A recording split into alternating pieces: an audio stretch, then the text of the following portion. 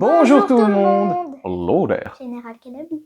Avant toute chose, pensez déjà à me lâcher un petit like pour la vidéo que vous allez regarder. N'oubliez pas de vous abonner si vous n'êtes pas abonné. Et pourquoi pas, rejoindre la chaîne, devenir membre soutien pour avoir des avantages exclusifs. Mais ça, on en parle après. Maintenant, on va parler de quoi? Du Titi Soir.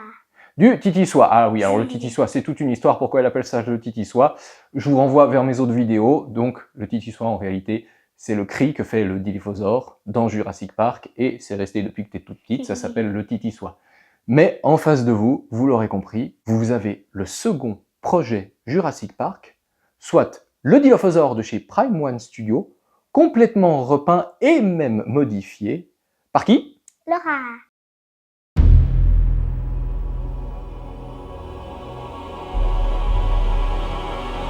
Laura du Fatter Phantom Studio. Un énorme projet, et je pense que ça se passe de commentaires.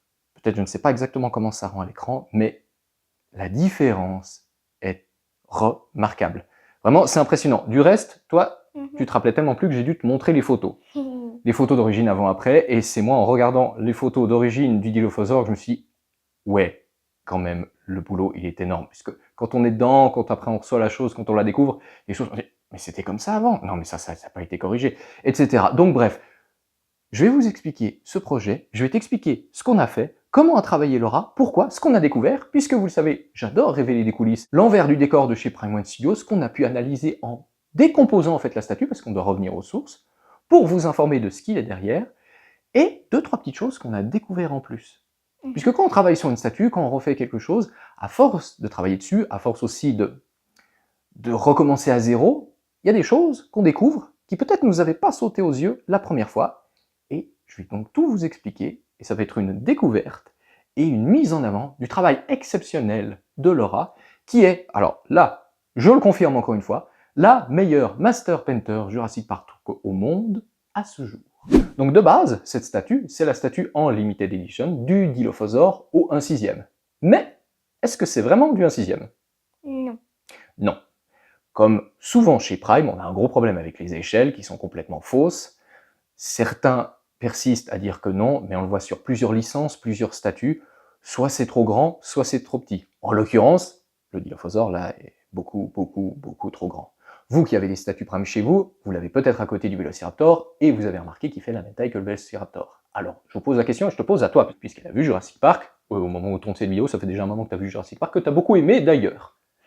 Dans la scène avec Dennis Nedry, quand le Dilophosaure l'attaque et qu'il lance ce bâton, est-ce qu'il fait la même taille qu'un Vélociraptor qu'on voit à la fin du film? Non. Il est plus grand ou plus petit? Plus petit. Considérablement plus petit. Et d'ailleurs, je vais vous démontrer tout ça avec la participation inopinée de Monsieur Luke Skywalker, puisque personne d'autre n'a accepté de participer. Donc c'est une figurine Hot Toy au 1/6. Et je vais le mettre à côté du Dilophosaure. Je pense que c'est... voilà, c'est assez flagrant. Depuis quand le Dilophosaure qui attaque Nedry est plus grand que Nedry? En réalité, le Dilophosaure de Jurassic Park, dans la scène, est un petit animal qui doit arriver maximum à peu près à la taille, grosso modo, du personnage. Donc techniquement, on est quasiment 2 fois trop grand sur ce dinosaure.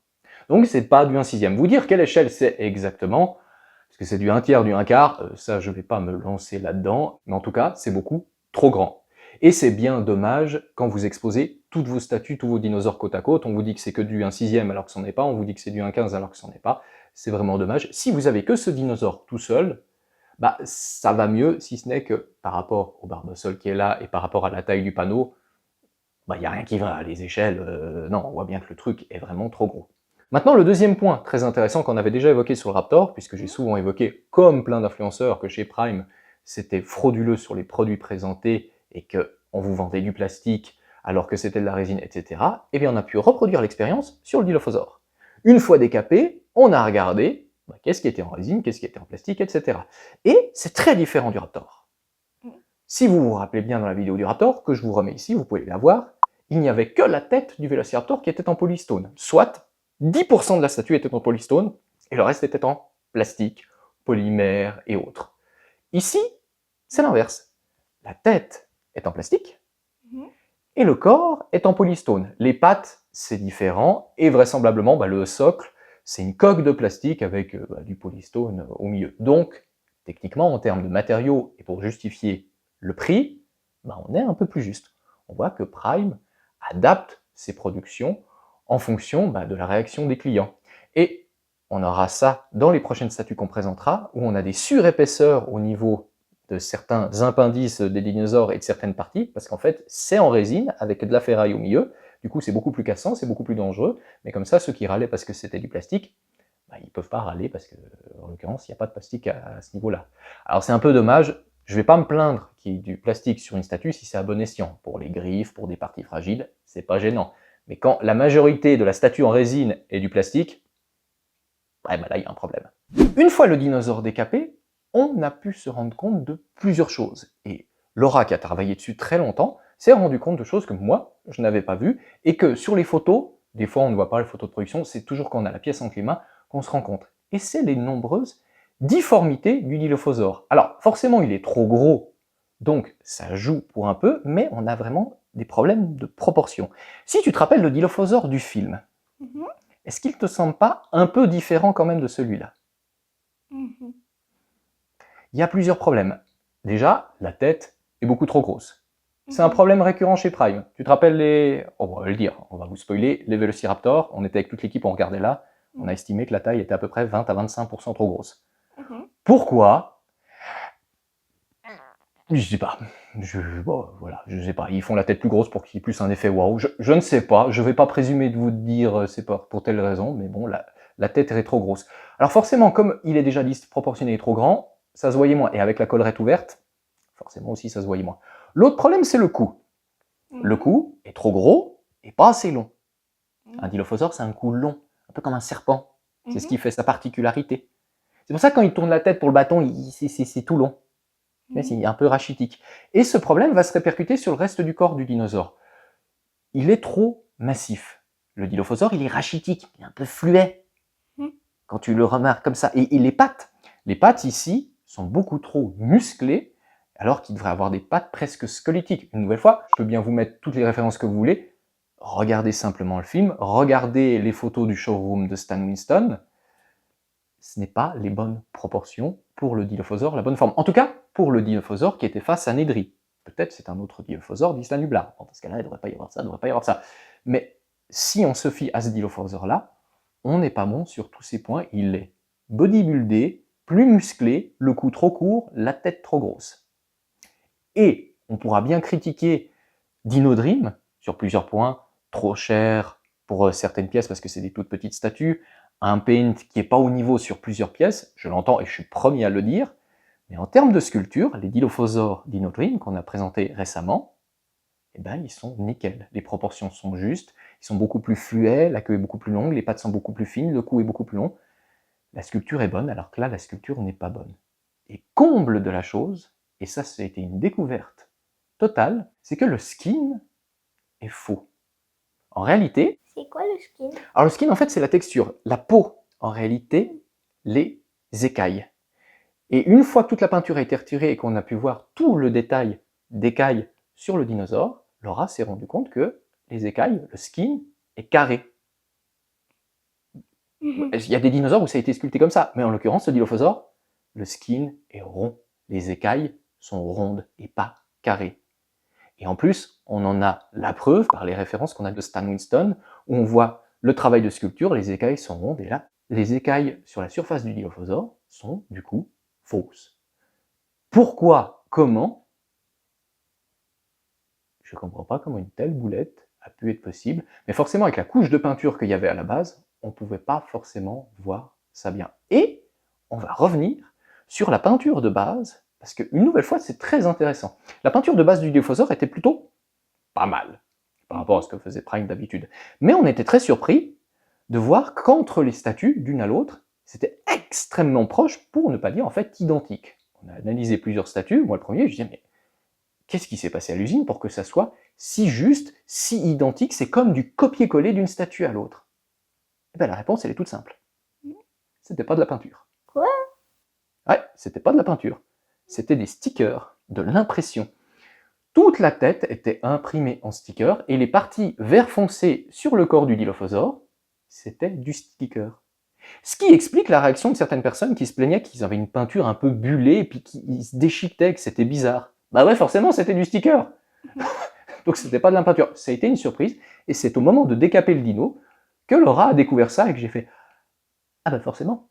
Mais du coup, dans la durée, la résistance, ça implique certains problèmes, certains vieillissements, et bien sûr ça explique que les statues soient si identiques d'un exemplaire à l'autre, vu que c'était simplement du sticker. Une fois le dinosaure complètement décapé, Laura a découvert tous les problèmes de jointure qu'il y avait un peu partout et les défauts de sculpture, qu'elle a rebouché, resculpté, notamment dans la bouche où il y avait plusieurs choses, et je vous garantis que la bouche sur ce Dilophosaure n'a strictement rien à voir avec le Dilophosaure d'origine.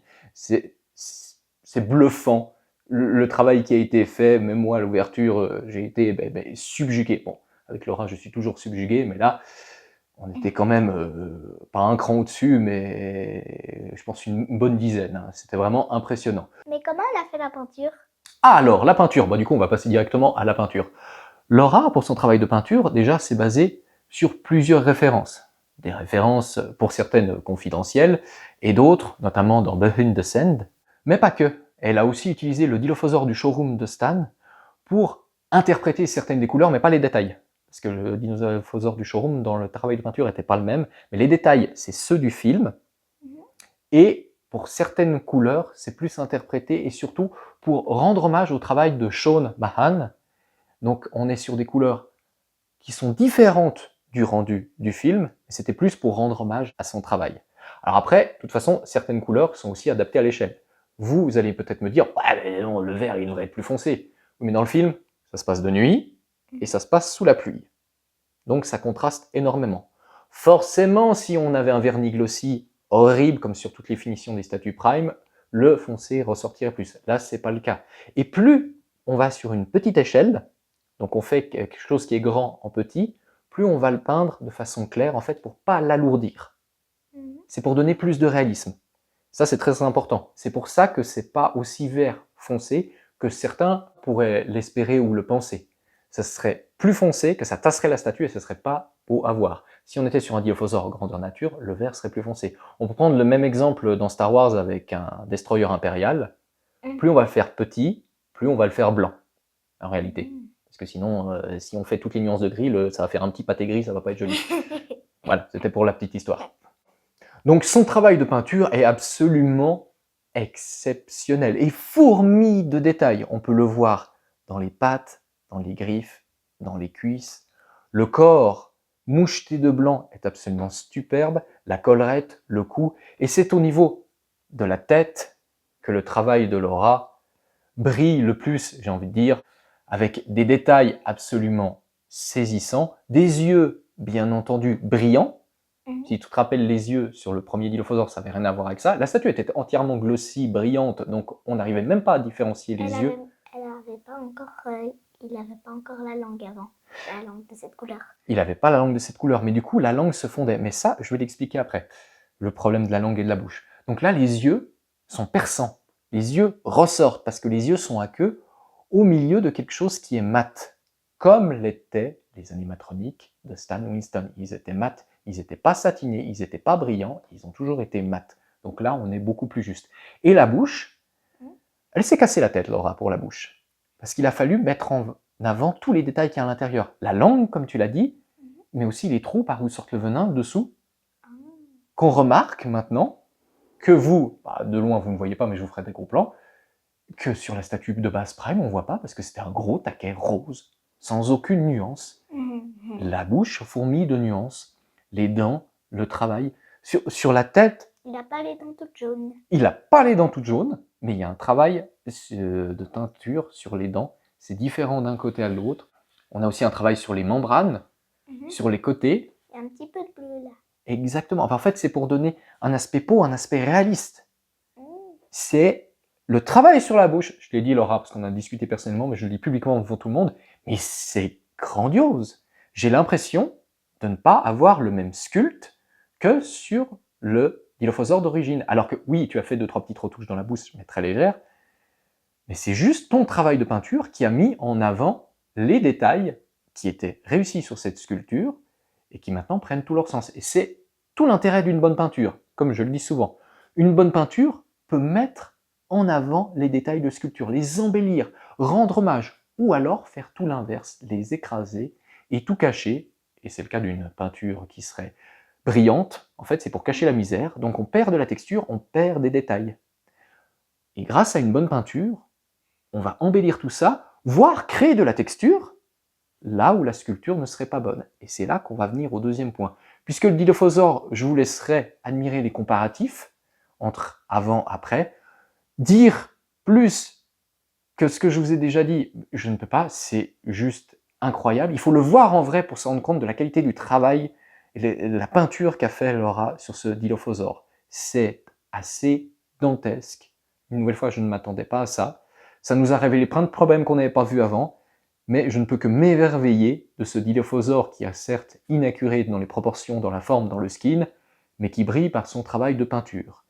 Maintenant, on va justement parler de l'autre point, des textures et du socle. Si vous vous souvenez bien, pour le projet Velociraptor, et pour ceux qui ne l'auraient pas vu, je vous renvoie une nouvelle fois la vidéo, j'avais décidé d'uniquement faire le Velociraptor, pour plusieurs raisons. Juste envoyer la statue, pas envoyer les socles, c'était beaucoup plus lourd, etc.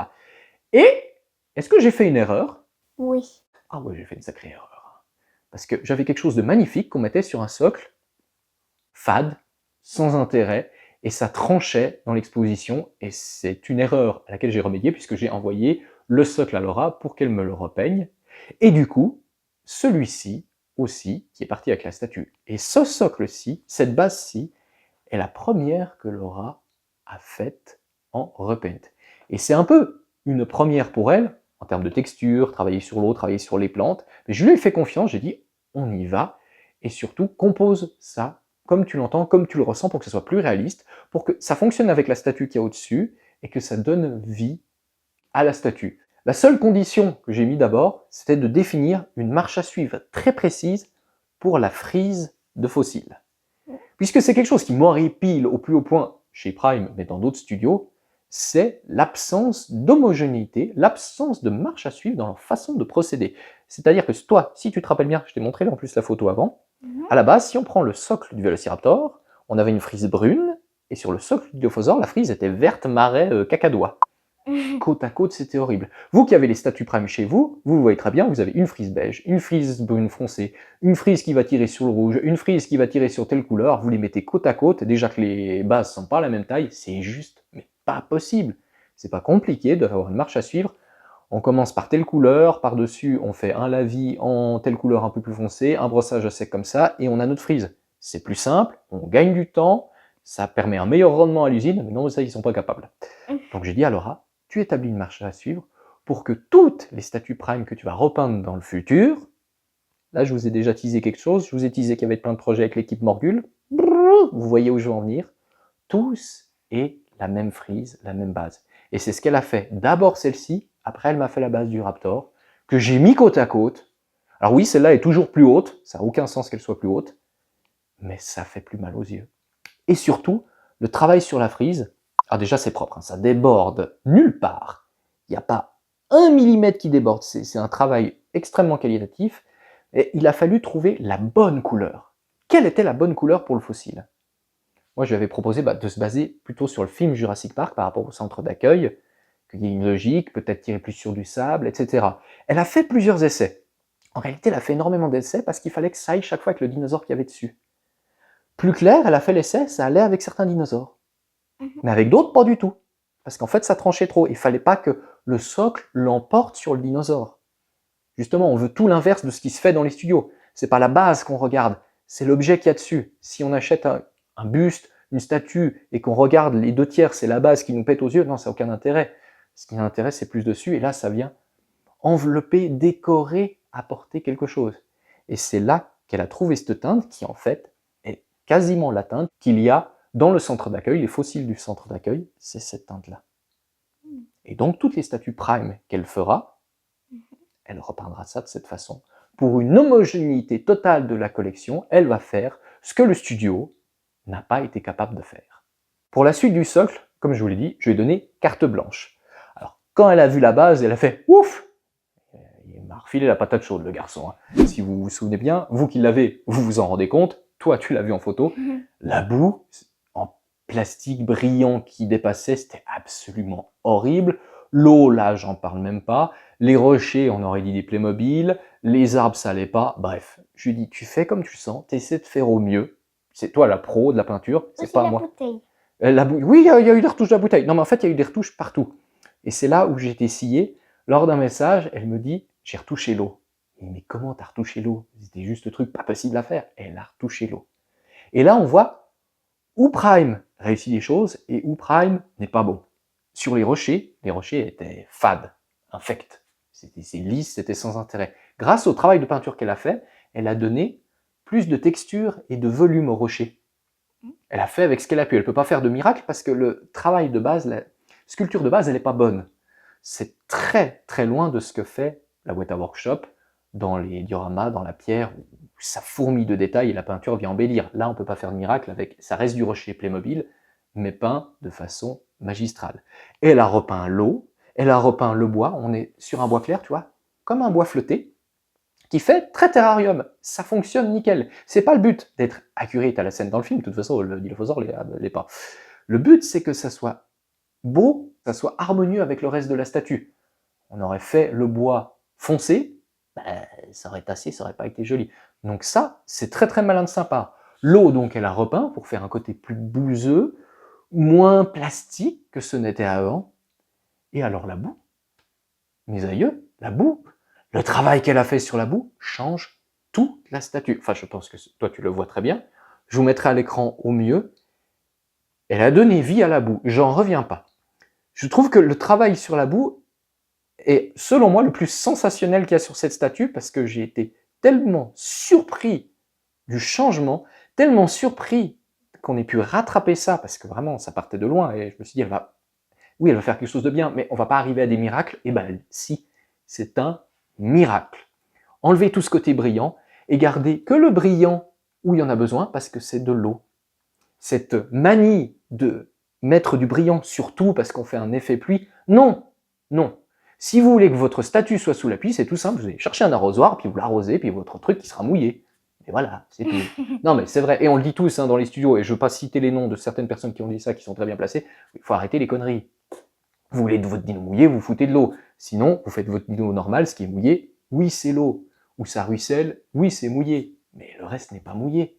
Et du coup, on gagne en qualité, on y gagne en détail, c'est absolument incroyable. Et pour finir, qu'est-ce qu'elle m'a fait? Elle m'a dit, on retouche les plantes en plastique? Je dis, bah oui, si tu le sens. Je sais pas. Il y a un petit peu de brun sur les... Ah bah oui, non mais je sais pas si vous vous rendez compte de comment étaient les plantes avant. C'était une critique, beaucoup de gens l'ont fait, hein, même les défenseurs de Prime, tout ça, ouais, les plantes c'est vraiment dégueu, c'est du plastique vert. Ça n'a rien à voir. Le boulot qu'elle a fait sur les plantes est... Mais c'est énorme. Elle a apporté de la nuance, du relief à chaque feuille. Entendez-moi bien, hein, chaque feuille est travaillée. Moi, je suis sidéré par ce que j'ai découvert. Du coup, j'étais pas trop critique des plantes parce que voilà, les plantes en plastique, c'est jamais top, mais on fait avec ce qu'on a. Et ben là, elle a sublimé les plantes en plastique pour, une nouvelle fois, harmoniser cette statue et arriver à ça. Et ça, c'est exceptionnel.